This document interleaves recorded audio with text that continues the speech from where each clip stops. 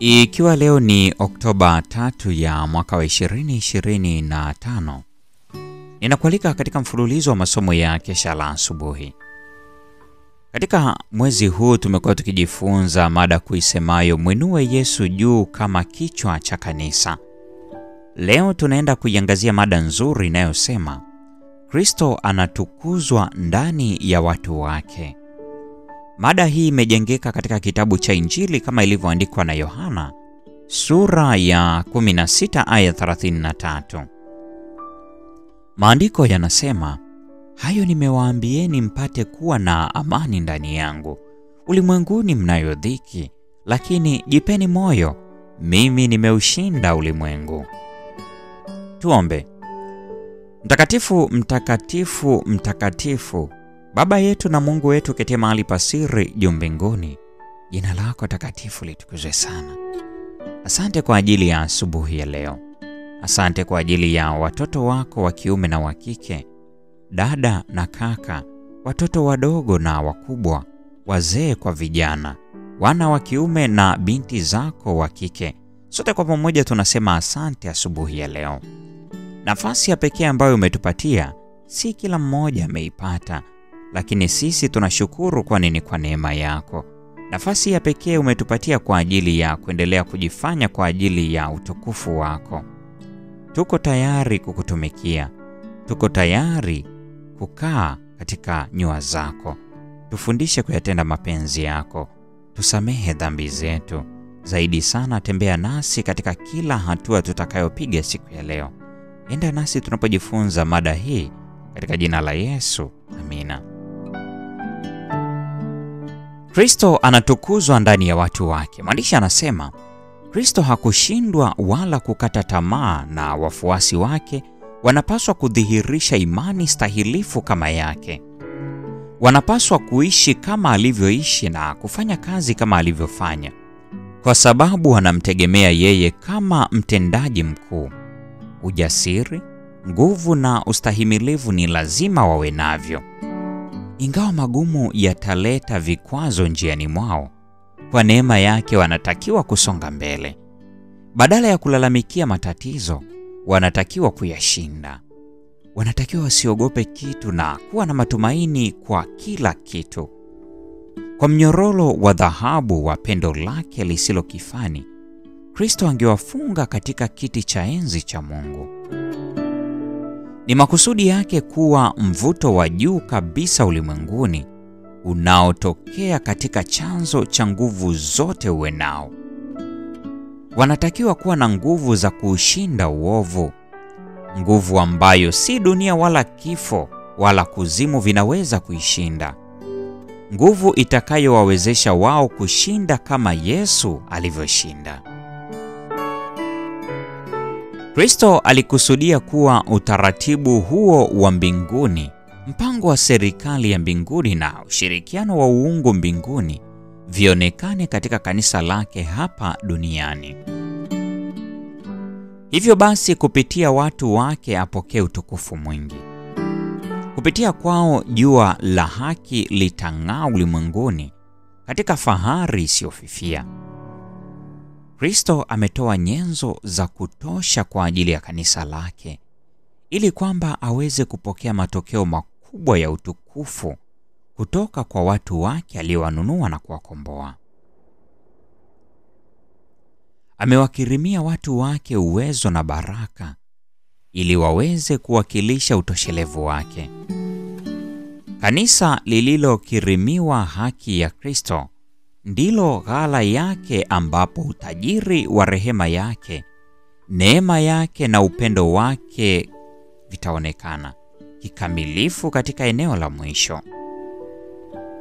Kristo huangalia watu wake katika usafi na ukamilifu wao kama tunu ya kuteswa kwake na utimilizwaji wa utukufu wake.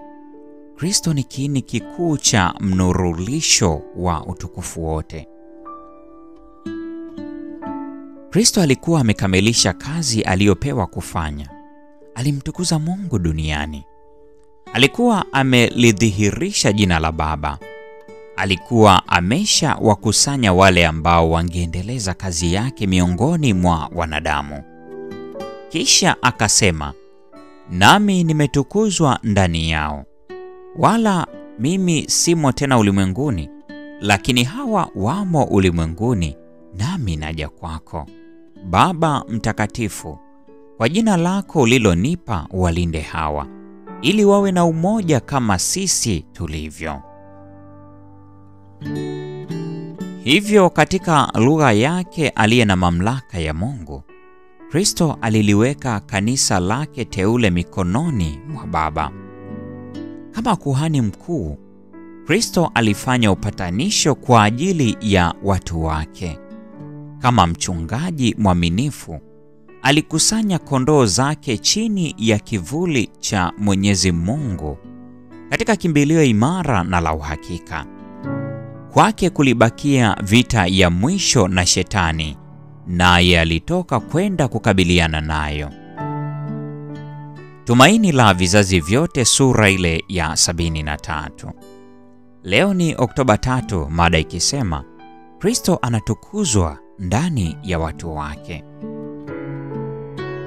Na kwa nukta hiyo, mpendwa mfuatiliaji wa mfululizo wa masomo haya ya Kesha la Asubuhi, ndio tunakuwa tumefikia tamati ya tafakari ya somo hili siku ya leo. Neema ya Bwana wetu Yesu Kristo, pendo la Mungu na ushirika wa Roho Mtakatifu dumu kuwa pamoja nasi sasa na hata milele. Amina. Bwana Yesu asema nasi, itazameni nyumba yangu, tazameni makao yenu yanavyopendeza kwa dhahabu, bali mmeitelekeza nyumba yangu, nitawafungia baraka. Mvua haitanyesha maishani mwenu, njaa na dhiki zitawaandama.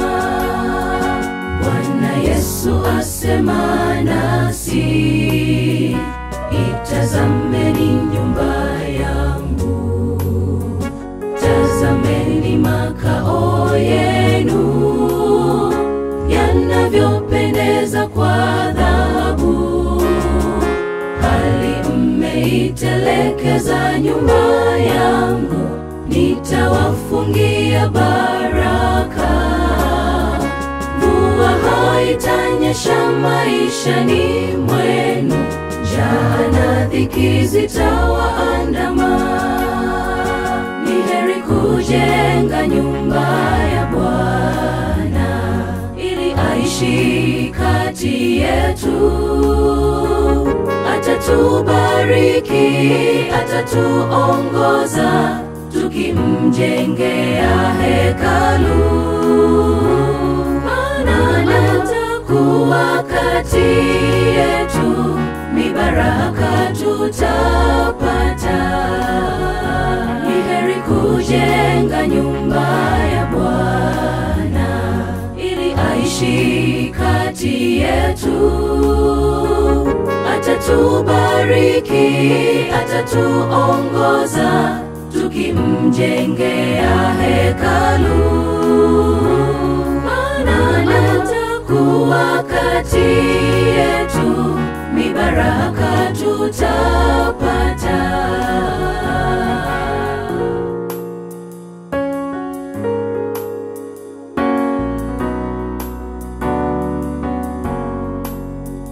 Wale wanaomjaribu kwa zaka zao na sadaka na kazi za mikono yao, zimebarikiwa na Bwana, kwani ndiyo ahadi zake Mungu kwao, kuwafungulia baraka. Wale wanaomcha yeye siku zote, hawatapungukiwa na chochote. Wale wanaomjaribu kwa zaka zao na sadaka, na kazi za mikono yao zimebarikiwa na Bwana, kwani ndiyo ahadi zake Mungu kwao, kuwafungulia baraka. Wale wanaomcha yeye siku zote hawatapungukiwa na chochote. Ni heri kujenga nyumba ya Bwana ili aishi kati yetu. Atatubariki, atatuongoza tukimjengea hekalu. Maana atakuwa kati yetu, mibaraka tutapata. Ni heri kujenga nyumba ya Bwana ili aishi kati yetu. Atatubariki, atatuongoza tukimjengea hekalu. Maana atakuwa kati